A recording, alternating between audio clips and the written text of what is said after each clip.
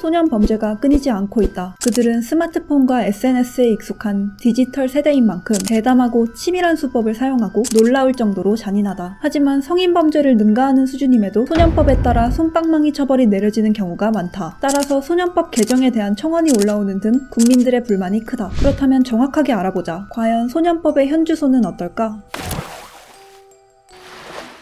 우선 소년법의 내용과 구성을 알아보자. 소년법의 목적은 불량한 소년을 건전한 어른으로 성장하게 만드는 것으로 교화와 교정의 의미가 크다. 소년법의 소년은 만 19세 미만의 미성년자를 뜻한다. 10세 미만인 범법 소년은 보호처분도 형사처분도 할 수 없고 10세 이상 14세 미만인 촉법 소년은 보호처분만 가능하다. 14세 이상 19세 미만인 범죄 소년은 보호처분과 형사처분이 둘 다 가능하다. 경찰 조사를 받은 후 법원에서 심리 과정을 거치는데 소년 범죄 심리는 친절하고 온화하게 하는 것으로 명시되어 있다. 여기서 일부 소년들은 형벌 대신 보호처분을 받게 된다. 보호처분은 전문기관에서 교육을 받는 수강명령, 사회봉사명령, 소년원 송치 등 총 10가지 항목으로 구성된다. 한 번에 여러 항목이 적용될 수도 있으나 소년의 장래 신상에는 아무 흔적도 남지 않는다. 현재 소년범죄의 유기징역 최고형은 장기 10년, 단기 5년이다. 사형이나 무기징역이 나온다면 15년의 유기징역으로 완화된다. 다만 특강법이 적용되는 경우에는 조금 더 무거운 형을 받을 수도 있다. 심각한 소년 범죄가 보도될 때마다 소년법은 도마 위에 오른다. 특히 형사처분이 불가능한 촉법 소년의 연령을 낮춰야 한다는 의견이 많다.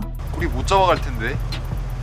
우리 촉법 소년이거든요. 최근 소년들은 정신적, 신체적으로 성숙하고 자신이 처벌받지 않는다는 사실을 정확히 알고 있는 상태에서 범죄를 저지르는 경우가 많다고 생각되기 때문이다. 하지만 다른 나라와 비교하여 우리나라의 촉법 소년 연령이 과하게 높지는 않다는 점, 또한 많은 전문가가 소년범 처벌 강화만이 능사는 아닐 것이라고 주장하고 있다는 사실 역시 고려해보아야 한다. 저출생으로 인해 소년 인구는 줄어들고 있지만 최근 10년간 소년범죄 재범률과 강력 범죄율은 오히려 늘었다. 과연 지금의 소년법은 소년을 보호하는 정당한 장치일까? 혹은 잔인한 범죄에 면죄부를 주는 악법일까? 소년법 논쟁은 계속 이어지고 있다. 소년법에 대한 여러분의 생각은 어떠신가요? 댓글을 통해 공유해주시면 감사하겠습니다. 오늘의 영상이 유익했다면 구독과 좋아요 부탁드립니다.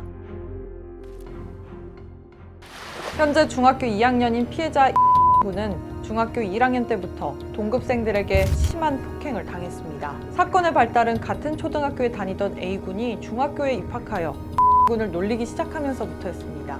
가벼운 놀림으로 시작된 괴롭힘은 어느새 도를 넘어선 학교 폭력으로 번져 있었습니다.